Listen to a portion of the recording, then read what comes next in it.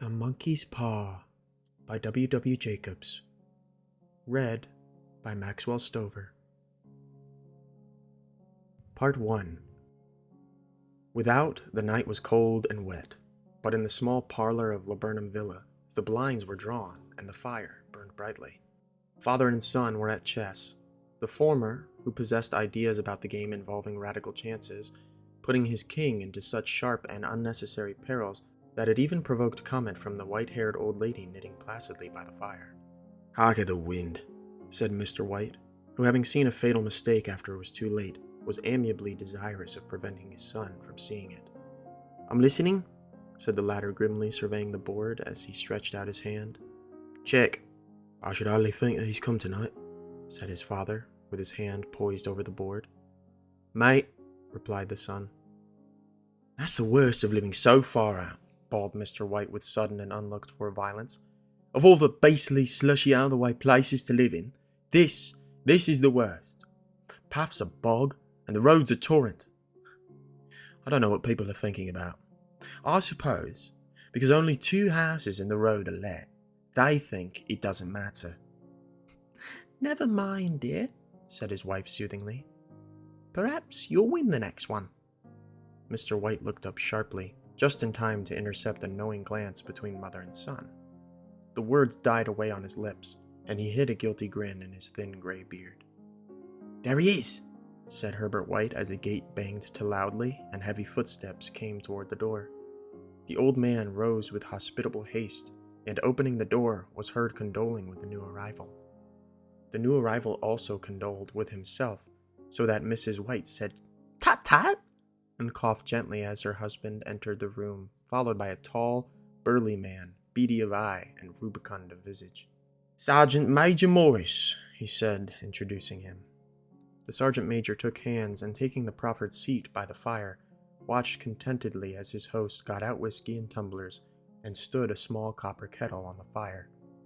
At the 3rd glass his eyes got brighter, and he began to talk, the little family circle regarding with eager interest this visitor from distant parts, as he squared his broad shoulders in the chair and spoke of wild scenes and doughty deeds, of wars and plagues and strange peoples.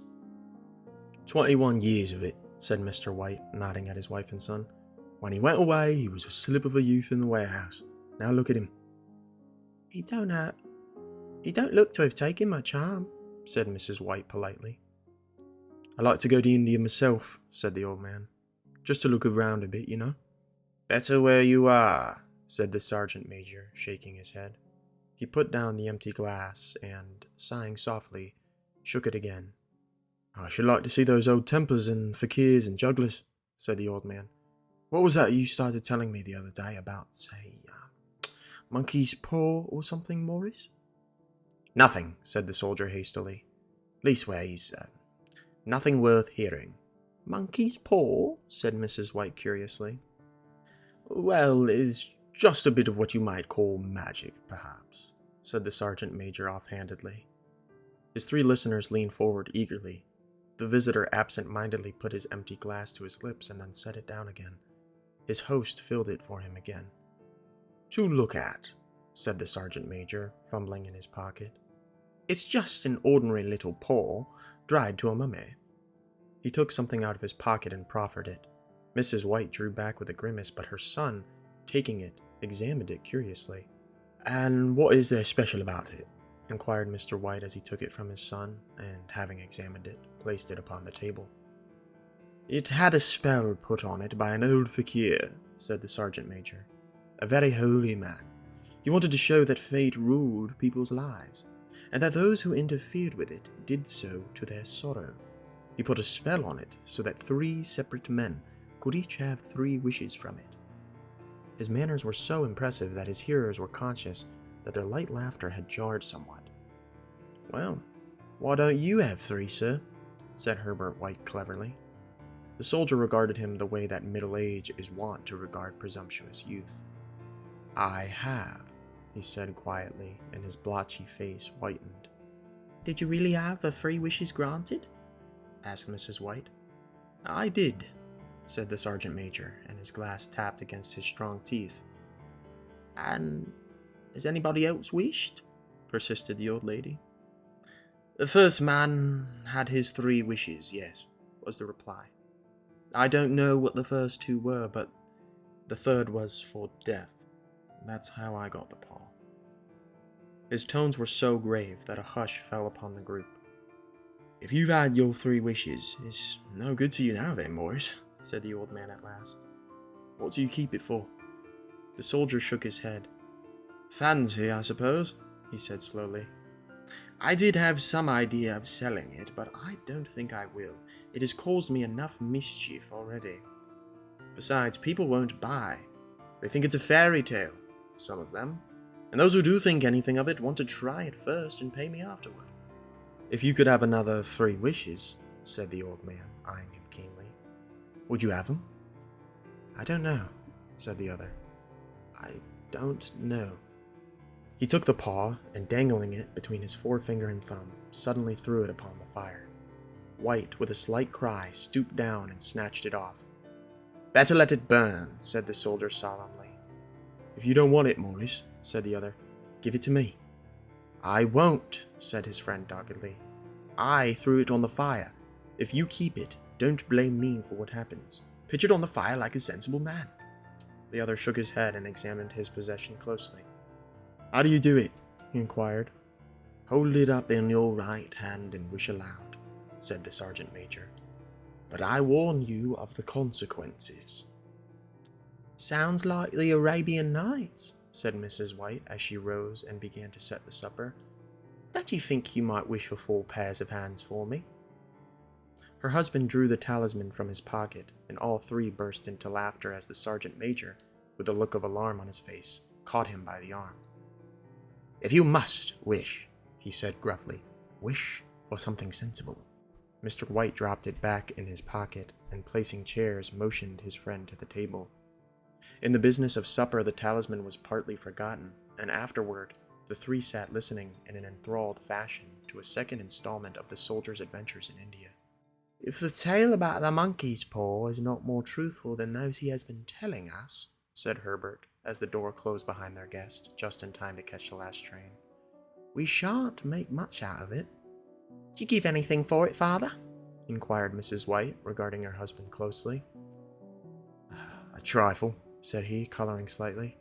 He didn't want it, but I made him take it, and he pressed me again to throw it away. Likely, said Herbert with pretended horror. Why, we're going to be rich and famous and happy. Wish to be an emperor, father, to begin with. Then you can't be henpecked. He darted round the table, pursued by the maligned Mrs. White, armed with an antimacassar. Mr. White took the paw from his pocket and eyed it dubiously. I don't know what to wish for, and that's a fact, he said slowly. It seems to me I've got all I want. If you only cleared the house, you'd be quite happy, wouldn't you? Said Herbert, with his hand on his shoulder. Well, wish for £200 then. That'll just do it. His father, smiling shamefacedly at his own credulity, held up the talisman as his son, with a solemn face, somewhat marred by a wink at his mother, sat down and struck a few impressive chords. I wish for £200, said the old man distinctly. A fine crash from the piano greeted his words, interrupted by a shuddering cry from the old man. His wife and son ran toward him. It moved, he cried, with a glance of disgust at the object as it lay on the floor. As I wished, it twisted in my hand like a snake. Well, I don't see the money, said his son as he picked it up and placed it on the table, and I bet I never shall. It must have been your fancy, father, said his wife, regarding him anxiously. He shook his head. Never mind, though. There's no harm done, but it gave me a shock all the same. They sat down by the fire again while the 2 men finished their pipes.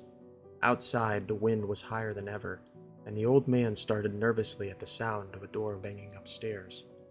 A silence unusual and depressing settled on all 3, which lasted until the old couple rose to retire for the rest of the night. I expect you'll find the cash tied up in a big bag in the middle of your bed, said Herbert as he bade them good night. And something horrible squatting on top of your wardrobe, watching as you pocket your ill-gotten gains. He sat alone in the darkness, gazing at the dying fire and seeing faces in it. The last was so horrible and so simian that he gazed at it in amazement. It got so vivid that, with a little uneasy laugh, he felt on the table for a glass containing a little water to throw over it. His hand grasped the monkey's paw, and with a little shiver he wiped his hand on his coat and went up to bed. Part 2. In the brightness of the wintry sun next morning, as it streamed over the breakfast table, he laughed at his fears. There was an air of prosaic wholesomeness about the room which it had lacked on the previous night, and the dirty, shriveled little paw was pitched on the sideboard with a carelessness which betokened no great belief in its virtues. "I suppose all soldiers are the same," said Mrs. White. "The idea of our listening to such nonsense! How could wishes be granted in these days? And if they could, how could £200 hurt you, father?" "Might drop on his head from the sky," said the frivolous Herbert.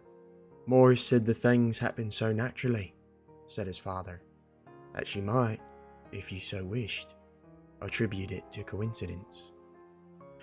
"Well, don't break into the money before I come back," said Herbert as he rose from the table. "I'm afraid it will turn you into a mean, avaricious man, and we shall have to disown you." His mother laughed, and following him to the door, watched him down the road, and returning to the breakfast table, was very happy at the expense of her husband's credulity. All of which did not prevent her from scurrying to the door at the postman's knock, nor prevent her from referring somewhat shortly to retired sergeant majors of bibulous habits when she found that the post brought a tailor's bill. "Herbert will have some more of his funny marks, I expect, when he comes home," she said as they sat at dinner. "I dare say," said Mr. White, pouring himself out some beer. "But for all that, the thing moved in my hand. That I'll swear to." "You thought it did," said the old lady soothingly. "I say it did," replied the other. "There was no thought about it. I just—" "What's the matter?" His wife made no reply. She was watching the mysterious movements of a man outside, who, peering in an undecided fashion at the house, appeared to be trying to make up his mind to enter. In mental connection with the £200, she noticed that the stranger was well dressed and wore a silk hat of glossy newness. 3 times he paused at the gate, and then walked on again. The 4th time he stood with his hand upon it, and then with sudden resolution flung it open and walked up the path. Mrs. White at the same moment placed her hands behind her, and hurriedly unfastening the strings of her apron, put that useful article of apparel beneath the cushion of her chair. She brought the stranger, who seemed ill at ease, into the room. He gazed at her furtively, and listened in a preoccupied fashion as the old lady apologized for the appearance of the room, and her husband's coat, a garment which he usually reserved for the garden. She then waited as patiently as her sex would permit for him to broach his business, but he was at first strangely silent. "I was asked to call," he said at last, and stooped and picked a piece of cotton from his trousers. "I come from Moore and Meggins." The old lady started. "Is anything the matter?" she asked breathlessly. "Has anything happened to Herbert?" "What is it? What is it?" her husband interposed. There, mother," he said hastily. "Sit down and don't jump to conclusions. You've not brought bad news, I'm sure, sir," and eyed the other wistfully. "I'm sorry," began the visitor. "Is he hurt?" demanded the mother wildly. The visitor bowed in assent. "Badly hurt," he said quietly, "but he is not in any pain." "Oh, thank God," said the old woman, clasping her hands. "Thank God for that. Thank—" She broke off as the sinister meaning of the assurance dawned on her, and she saw the awful confirmation of her fears in the other's averted face. She caught her breath, and, turning to her slower-witted husband, laid her trembling hand on his. There was a long silence. "He was caught in the machinery," said the visitor at length in a low voice. "Caught in the machinery?" repeated Mr. White in a dazed fashion. Yes. He sat, staring out the window, and taking his wife's hand between his own, pressed it as he had been wont to do in their old courting days nearly 40 years before. He was the only one left to us, he said, turning gently to the visitor. It's hard. The other coughed, and rising, walked slowly to the window. The firm wishes me to convey their sincere sympathy with you in your great loss, he said without looking round. I beg that you will understand I am only their servant and merely obeying orders. There was no reply. The old woman's face was white, her eyes staring and her breath inaudible. On the husband's face was a look such as his friend the sergeant might have carried into his first action. I was to say that Moore and Meggins disclaim all responsibility, continued the other. They admit no liability at all, but in consideration of your son's services, they wish to present you with a certain sum as compensation. Mr. White dropped his wife's hand, and rising to his feet, gazed with a look of horror at his visitor. His dry lips shaped the words. How much? 200 pounds, was the answer. Unconscious of his wife's shriek, the old man smiled faintly, put out his hands like a sightless man, and dropped, a senseless heap, to the floor. Part 3. In the huge new cemetery, some 2 miles distant, the old people buried their dead and came back to the house steeped in shadows and silence. It was all over so quickly that at first they could hardly realize it, and remained in a state of expectation, as though of something else to happen, something else which was to lighten this load, too heavy for old hearts to bear. But the days passed, and expectations gave way to resignation, the hopeless resignation of the old, sometimes miscalled apathy. Sometimes they hardly exchanged a word, for now they had nothing to talk about, and their days were long to weariness. It was about a week after that the old man, waking suddenly in the night, stretched out his hand and found himself alone. The room was in darkness, and the sound of subdued weeping came from the window. He raised himself in bed and listened. Come back, he said tenderly. You will be cold. It is colder for my son, said the old woman, and wept afresh. The sounds of her sobs died away on his ears. The bed was warm, and his eyes heavy with sleep. He dozed fitfully and then slept, until a sudden wild cry from his wife awoke him with a start. The paw! She cried wildly. The monkey's paw!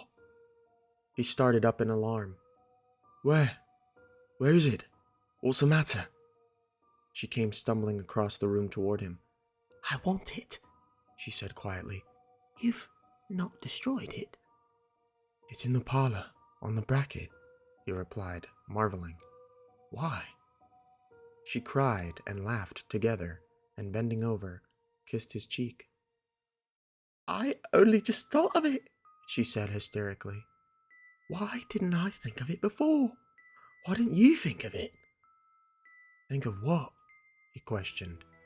The other 2 wishes, she replied rapidly. We've only had one. Was that not enough? He demanded fiercely. No, she cried triumphantly. We'll have one more. Go down and get it quickly, and wish our boy alive again. The man sat in bed and flung the bedclothes from his quaking limbs. Good God, you are mad, he cried aghast. Get it, she panted. Get it quickly, and wish, oh, my boy, my boy. Her husband struck a match and lit the candle. Get back to bed, he said unsteadily. You don't know what you're saying. We had the first wish granted, said the old woman feverishly. Why not a second? Coincidence, stammered the old man. Go get it and wish, cried his wife, quivering with excitement. The old man turned and regarded her, and his voice shook. He has been dead 10 days, and besides, he... A would not tell you else, but I could only recognize him by his clothing.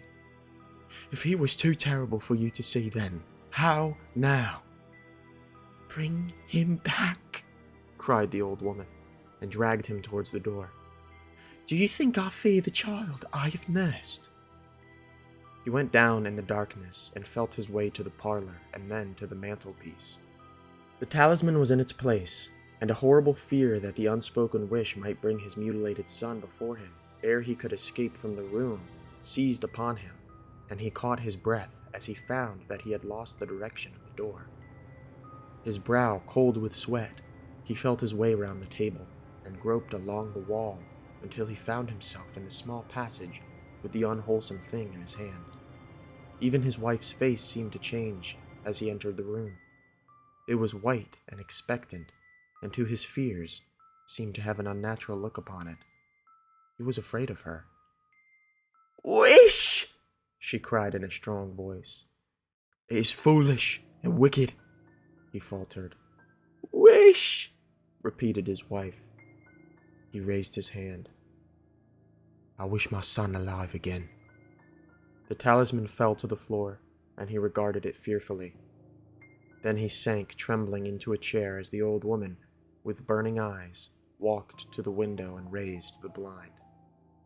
He sat until he was chilled with the cold, glancing occasionally at the figure of the old woman peering through the window. The candle end, which had burned below the rim of the china candlestick, was throwing pulsating shadows on the ceiling and walls, until, with a flicker larger than the rest, it expired. The old man, with an unspeakable sense of relief at the failure of the talisman, crept back to his bed, and a minute afterward the old woman came silently and apathetically beside him. Neither spoke, but sat silently listening to the ticking of the clock. A stair creaked, and a squeaky mouse scurried noisily through the wall. The darkness was oppressive, and after lying for some time screwing up his courage, he took the box of matches and, striking one, went downstairs for a candle. At the foot of the stairs the match went out, and he paused to strike another, and at the same moment a knock came, so quiet and stealthy as to be scarcely audible, sounded on the front door. The matches fell from his hand and spilled in the passage. He stood motionless, his breath suspended until the knock was repeated. Then he turned and fled swiftly back to his room and closed the door behind him. A third knock sounded through the house. "What's that?" cried the old woman, starting up.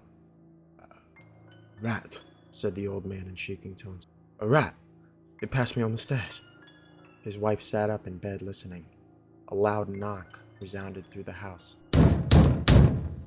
"It's Herbert!" She ran to the door, but her husband was before her, and, catching her by the arm, held her tightly. "What are you going to do?" he whispered hoarsely. "It's my boy! It's Herbert!" she cried, struggling mechanically. "I forgot it was 2 miles away. What are you holding me for? Let go! I must open the door!" "For God's sake, don't let it in!" cried the old man, trembling. "You're afraid of your own son!" she cried, struggling. "Let me go! I'm coming, Herbert! I'm coming!" There was another knock, and another. The old woman, with a sudden wrench, broke free and ran from the room. Her husband followed to the landing and called after her appealingly as she hurried downstairs. He heard the chain rattle back and the bolt drawn slowly and stiffly from the socket. Then the old woman's voice, strained and panting. "The bolt!" she cried loudly. "Come down! I can't reach it!" But her husband was on his hands and knees, groping wildly on the floor in search of the paw. If only he could find it before the thing outside got in. A perfect fusillade of knocks reverberated through the house, and he heard the scraping of a chair as his wife put it down in the passage against the door. He heard the creaking of the bolt as it came slowly back, and at the same moment he found the monkey's paw and frantically breathed his third and last wish. The knocking ceased suddenly, although the echoes of it were still in the house. He heard the chair drawn back and the door opened. A cold wind rushed up the staircase, and a long, loud wail of disappointment and misery from his wife gave him the courage to run down to her side and then to the gate beyond. The street lamp flickering opposite shone on a quiet and deserted road.